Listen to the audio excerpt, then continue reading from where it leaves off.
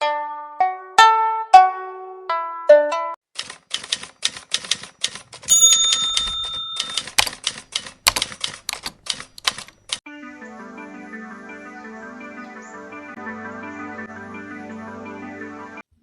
Friends, ಎಲ್ಲರಿಗೂ good morning.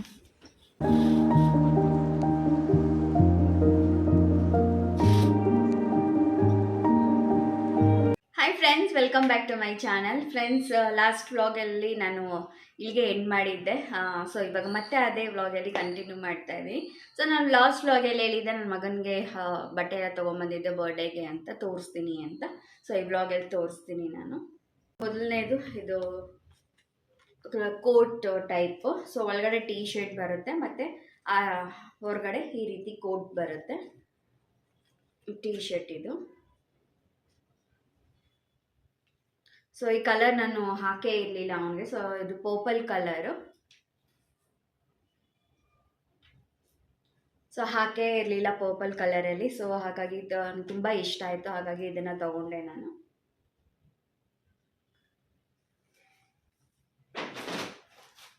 So ಅದ್ರ ಜೊತೆಗೆ ಇದು ಪ್ಯಾಂಟ್. ಸೊ ಇದು ಬಂದು ಡಾರ್ಕ್ ಗ್ರೀನ್ ಕಲರಲ್ಲಿ ಇದೆ ಪ್ಯಾಂಟ್. ಸೊ ನಿಮಗೆ ಬ್ಲ್ಯಾಕ್ ಆಗಿ ಕಾಣಿಸ್ತಿದೆ, ಬಟ್ ಇದು ಡಾರ್ಕ್ ಗ್ರೀನ್ ಪ್ಯಾಂಟ್. ಸೊ ಅದಕ್ಕೆ ಮ್ಯಾಚಿಂಗ್ ಆಗಿ ಕೊಟ್ಟಿದ್ದಾರೆ. ಸೊ ಅವನಿಗೆ ಡೈಲಿ ವೇರ್ಗೆ ಕೂಡ ತೊಗೊಂಬಂದೆ ನಾನು. ಸೊ ಇದು ಶಾರ್ಟ್ಸ್ ತೊಗೊಂಬಂದೆ. ಸೊ ಕಲರ್ ನನಗೆ ತುಂಬ ಇಷ್ಟ ಆಯಿತು, ಮತ್ತು ಡಿಸೈನು ಅಷ್ಟೇ ತುಂಬ ಚೆನ್ನಾಗಿದೆ. ಸೊ ಹಾಗಾಗಿ ಇದೊಂದು ತೊಗೊಂಡೆ. ಮತ್ತು ಅದರಲ್ಲಿ ಇನ್ನೊಂದು ಶಾರ್ಟ್ಸ್ನ ತೊಗೊಂಡಿದ್ದೀನಿ. ಸೊ ಅವ್ನು ಜಾಸ್ತಿ ಪ್ಯಾಂಟ್ ಹಾಕೋಕ್ಕೆ ಇಷ್ಟಪಡೋದಿಲ್ಲ, ಶಾರ್ಟ್ಸೇ ಇಷ್ಟಪಡ್ತಾನೆ. ಸೊ ಹಾಗಾಗಿ ನಾನು ಶಾರ್ಟ್ಸ್ನ ತೊಗೊಂಡೆ. ಇದೊಂದು ಶಾರ್ಟ್ಸು. ಹಾಗೆ ಕೆಲವೊಂದು ಟೀ ಶರ್ಟ್ಸ್ ಕೂಡ ತೊಗೊಂಡಿದ್ದೀನಿ ನಾನು. ಸೊ ಈ ಒಂದು ಟೀ ಶರ್ಟ್ಸ್ ತೊಗೊಂಡೆ. ಸೊ ಕಲರ್ ನನಗೆ ತುಂಬ ಇಷ್ಟ ಆಯಿತು. ಸೊ ಇದರಲ್ಲಿ ಫುಲ್ಲು ಡ್ರ್ಯಾಗನ್, ಕ್ರೊಕೊಡೈಲ್ ಅದೆಲ್ಲ ಇದೆ. ಸೊ ತುಂಬ ಚೆನ್ನಾಗಿರುತ್ತೆ. ಅವ್ನಿಗೆ ಈ ಕಲರು ಅಷ್ಟು ತುಂಬ ಚೆನ್ನಾಗಿ ಸೂಟ್ ಆಗುತ್ತೆ. ಸೊ ಇದೊಂದು ತೊಗೊಂಡೆ. ಸೊ ಹಾಗೆ ಇದೊಂದು colour. So plane T shirt ಇದು. ಸೊ ನಾನು ಹಾಗೆ ಹೇಳ್ದಂಗೆ ಪರ್ಪಲ್ ಅವನಿಗೆ ಅಷ್ಟೊಂದು ಹಾಕೇ ಇಲ್ಲ. ಸೊ ನಂಗೆ ನೋಡಿದ ತಕ್ಷಣ ಇಷ್ಟ ಆಯಿತು. ಇದು ಕೂಡ ಅಷ್ಟೇ. ಸೊ ಇದನ್ನು ತಗೊಂಡೆ.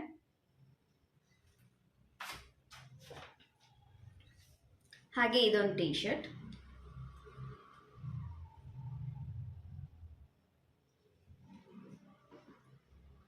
ಹಾಗೆ ಅವನಿಗೆ ಸಾಕ್ಸ್ ಎಲ್ಲ ಇರಲಿಲ್ಲ. ಸೊ ಸಾಕ್ಸು ನಾನು ಸೆಟ್ ತಗೊಂಡೆ. ಇದು ನಾನು ಇದೆಲ್ಲ ಲೈಫ್ ಸ್ಟೈಲಲ್ಲೇ ತೊಗೊಂಡಿದ್ದು. ಹಾಗೆ ಬೆಲ್ಟ್ ಕೂಡ ಒಂದು ತಗೊಂಡೆ. ಸೊ ಇಷ್ಟ ಫ್ರೆಂಡ್ಸ್, ನಾನು ಬಟ್ಟೆನ ತೊಗೊಂಡಿದ್ದು. ಜಾಸ್ತಿ ಏನೋ ಬಟ್ಟೆನ ಪರ್ಚೇಸ್ ಮಾಡೋಕ್ಕೆ ಹೋಗಿಲ್ಲ. ಸೊ ನನಗಿದೆಲ್ಲ ಇಷ್ಟ ಆಯಿತು. ಮನೆಗೆ ಕೆಲವೊಂದು ಡ್ರೆಸ್ಸಸ್ ಅವನಿಗೆ ಡೈಲಿ ವೇರ್ ಬೇಕಾಗಿತ್ತು ಅಂತ ಹೇಳಿ ಇದನ್ನು ತೊಗೊಂಡೆ ನಾನು. ಮತ್ತು ಇನ್ನು ಪಾರ್ಟಿ ವೇರ್ಸ್ ಎಲ್ಲ ಅವಾಗ ಒಂದು ಹಬ್ಬಗಳಿಗೆ ಅದಕ್ಕೆಲ್ಲ ತೆಗಿತಾನೆ ಇರ್ತೀನಿ ನಾನು. ಸೊ ಹಾಗಾಗಿ ಸರಿ ಒಂದೇ ಜೊತೆ ಸಾಕು ಅಂತ ಹೇಳಿ ಒಂದೇ ಜೊತೆನ ತೊಗೊಂಡೆ ನಾನು. ಸೊ ಇಷ್ಟೇ ನಾನು ತೊಗೊಂಡಿರೋವಂಥ ಬಟ್ಟೆಗಳು.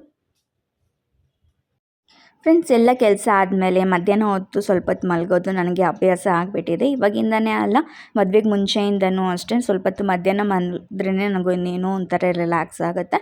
ಸೊ ಮಧ್ಯಾಹ್ನ ಮಲಗಿದಾದ್ಮೇಲೆ ಸಂಜೆ ಎದ್ದು ಬೇಗ ಫ್ರೆಶ್ ಅಪ್ ಆಗಿ, ಮತ್ತು ನನ್ನ ಮಗಂದು ಬರ್ಡೇ ಬಂತಲ್ವ. ಸೊ ಹಾಗಾಗಿ ಅವ್ನಿಗೆ ಕೇಕಿಗೆ ಆರ್ಡ್ರ್ ಕೊಟ್ಬಿಟ್ಟು ಬರೋಣ ಅಂತ ಹೋಗಿದ್ವಿ. ಅಲ್ಲಿ ಒಂದು ಕೇಕ್ನ ನೋಡಿ ಅವನಿಗೆ ತುಂಬ ಇಷ್ಟ ಆಯಿತು, ಕೇಳ್ತಾ ಇದ್ದ. ನನಗೂ ಅಷ್ಟೇ ರೆಡ್ ಕಲರಲ್ಲಿರೋ ಮತ್ತು ಹಾರ್ಟ್ ಶೇಪಲ್ಲಿರೋದನ್ನ ನೋಡಿ ಇಷ್ಟ ಆಯಿತು. ಅದು ಕೇಕ್ನ ತೊಗೊಂಬಂದು ಅವನು ತಿಂತಾ ಇದ್ದ. Hello friends, welcome back to my channel. Friends, ಕಿಚನಲ್ಲಿ ಏನು ಮಾಡ್ತಿದ್ದೀನಿ ಅಂತ ಯೋಚನೆ ಮಾಡ್ತಿದ್ದೀರಾ? ಇವತ್ತು ಸಂಡೇ. ಸೊ ಸಂಡೇ ಇವಾಗ ಶ್ರಾವಣ ಇರೋದ್ರಿಂದ ಸೊ ನಾವು ನಾನ್ ವೆಜ್ ಏನೂ ತಿನ್ನೋದಿಲ್ಲ. ಸೊ ನಮ್ಮ ಮನೆ ದೇವರು ವೆಂಕಟೇಶ್ವರ ಆಗಿರೋದ್ರಿಂದ ಸೊ ಹಾಗಾಗಿ ಇವತ್ತು ಪನ್ನೀರ್ ಬಟರ್ ಮಸಾಲ ಮಾಡೋಣ ಅಂತ ಹೇಳಿ ಸೊ ಅದಕ್ಕೆಲ್ಲ ರೆಡಿ ಮಾಡ್ಕೊಡ್ತಾ ಇದ್ದೆ.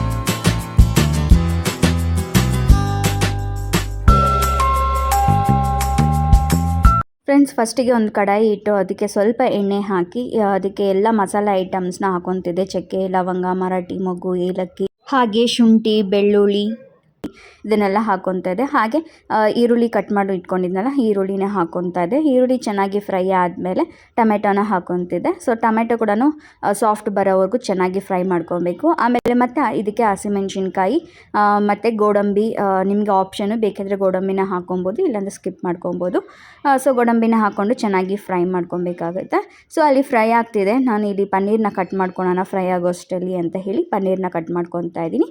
ಇದು ಚಿಕ್ಕ ಚಿಕ್ಕದಾಗಿ ಕ್ಯೂಬ್ಸ್ ಆಗಿ ಕಟ್ ಮಾಡ್ಕೊಬೇಕಾಗುತ್ತೆ.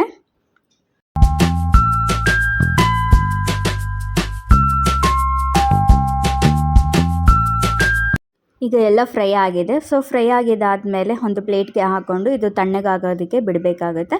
ಸೊ ತಣ್ಣಗಾಗಿದ್ದಾದಮೇಲೆ ಇದನ್ನು ನಾವು ಮಿಕ್ಸಿ ಜಾರ್ಗೆ ಹಾಕ್ಕೊಂಡು ಇದನ್ನು ರುಬ್ಕೊಬೇಕಾಗುತ್ತೆ. ಸೊ ನುಣ್ಣಗೆ ರುಬ್ಕೊಬೇಕಾಗುತ್ತೆ ನಾವು. ಸೊ ಗರಿ ಗರಿಯಾಗಿ ರುಬ್ಕೊಬಾರ್ದು, ಕಂಪ್ಲೀಟ್ ಪೇಸ್ಟ್ ರೀತಿ ನಾವು ಮಾಡ್ಕೊಬೇಕಾಗುತ್ತೆ. ಈಗ ಎಲ್ಲನೂ ನಾನು ಮಿಕ್ಸಿ ಜಾರ್ಗೆ ಹಾಕ್ಕೊಂಡು ಇವಾಗ ರುಬ್ಕೊತೀನಿ. ಫ್ರೆಂಡ್ಸ್, ಅತಿ ಕಡಿಮೆ ಇಂಗ್ರೀಡಿಯೆಂಟ್ಸ್ನ ಯೂಸ್ ಮಾಡಿ ಮಾಡ್ತಿದ್ದೀನಿ ಈ ಒಂದು ಪನ್ನೀರ್ ಮಸಾಲಾನ. ಬಟ್ ರುಚಿ ಮಾತ್ರ ತುಂಬಾ ಚೆನ್ನಾಗಿರುತ್ತೆ. ನೀವು ಕೂಡ ಮನೇಲಿ ಟ್ರೈ ಮಾಡಿ, ಖಂಡಿತವಾಗ್ಲೂ ನಿಮ್ಮೆಲ್ಲರಿಗೂ ಇಷ್ಟ ಆಗುತ್ತೆ, ಅಷ್ಟೊಂದು ಚೆನ್ನಾಗಿರುತ್ತೆ ಇದು. ಫ್ರೆಂಡ್ಸ್, ಈಗ ರುಬ್ಕೊಂಡಿದ್ದೆಲ್ಲ ಆಯಿತು. ಇವಾಗ ಮತ್ತೆ ಅದೇ ಪ್ಯಾನ್ಗೆ ನಾನು 1.5 ಟೇಬಲ್ ಸ್ಪೂನಷ್ಟು ನಾನು ಬಟರ್ನ ಹಾಕ್ಕೊತಾ ಇದ್ದೀನಿ. ಬಟರ್ ಹಾಕಿದಾದಮೇಲೆ 1 ಟೇಬಲ್ ಸ್ಪೂನಷ್ಟು ಎಣ್ಣೆನ ಹಾಕ್ಕೊಬೇಕಾಗುತ್ತೆ. ಎಣ್ಣೆ ಹಾಕ್ಕೊಂಡು ಮತ್ತು ಇವಾಗ ರುಬ್ಬಿರೋಂಥ ಮಿಶ್ರಣ ಏನಿದೆ ಅದನ್ನು ಹಾಕ್ಕೊಂಡು ಚೆನ್ನಾಗಿ ಮಿಕ್ಸ್ ಮಾಡ್ಕೊಬೇಕಾಗುತ್ತೆ. ಸೊ ಎಣ್ಣೆ ಬಿಡಬೇಕು, ಎಣ್ಣೆ ಬಿಡೋವರೆಗೂ ನಾವು ಚೆನ್ನಾಗಿ ಇದನ್ನು ಕುದಿಸ್ಕೊಬೇಕಾಗುತ್ತೆ. ಇದಕ್ಕೆ ಸ್ವಲ್ಪ ನಾನು ನೀರನ್ನು ಹಾಕ್ಕೊಂಡು ಮತ್ತೆ ಇದನ್ನು ಮಿಕ್ಸ್ ಮಾಡ್ಕೊತಾ ಇದ್ದೀನಿ. ಇದಕ್ಕೆ ಈಗ ನಾನು ಎಲ್ಲ ಮಸಾಲೆ ಐಟಮ್ನ ಹಾಕ್ಕೊತಾ ಇದ್ದೀನಿ. ಅರಿಶಿನ ಪುಡಿ ಮತ್ತು 1 ಟೇಬಲ್ ಸ್ಪೂನಷ್ಟು ಖಾರದ ಪುಡಿ ಮತ್ತು 1 ಟೇಬಲ್ ಸ್ಪೂನಷ್ಟು ಧನಿಯಾ ಪುಡಿ ಮತ್ತು ಸ್ವಲ್ಪ ಪೆಪ್ಪರ್ ಪೌಡ್ರನ್ನ ಹಾಕ್ಕೊತಾ ಇದ್ದೀನಿ. ಸೊ ಪೆಪ್ಪರ್ ಪೌಡ್ರ್ ಹಾಕೋದ್ರಿಂದನೂ ಅಷ್ಟೇ ರುಚಿ ತುಂಬಾ ಚೆನ್ನಾಗಿ ಬರುತ್ತೆ. ಸೊ ಇವಾಗ ಎಲ್ಲ ಹಾಕ್ಕೊಂಡು ಒಂದು ಸರಿ ಮಿಕ್ಸ್ ಮಾಡ್ಕೊತಾ ಇದ್ದೀನಿ. ಮಿಕ್ಸ್ ಮಾಡಿದ್ದಾದಮೇಲೆ ಚೆನ್ನಾಗಿ ಕುದಿಬೇಕಾಗುತ್ತೆ. ಕುದಿದ್ದಾದಮೇಲೆ ಇವಾಗ ನಾನು ಪನ್ನೀರನ್ನ ಹಾಕ್ಕೊತಾ ಇದ್ದೀನಿ. ನೀವು ನೋಡ್ಬೋದು ಚೆನ್ನಾಗಿ ಕುದೀತಾ ಇದೆ. ಸೊ ನಾನೀಗ ಪನ್ನೀರನ್ನ ಹಾಕ್ಕೊಂಡಿದ್ದೀನಿ. ಪನ್ನೀರ್ ಹಾಕ್ಕೊಂಡು ಚೆನ್ನಾಗಿ ನಾವು ಒಂದು 5 ಮಿನಿಟ್ಸ್ ಇದನ್ನು ಹೀಗೆ ಬಿಡಬೇಕಾಗುತ್ತೆ.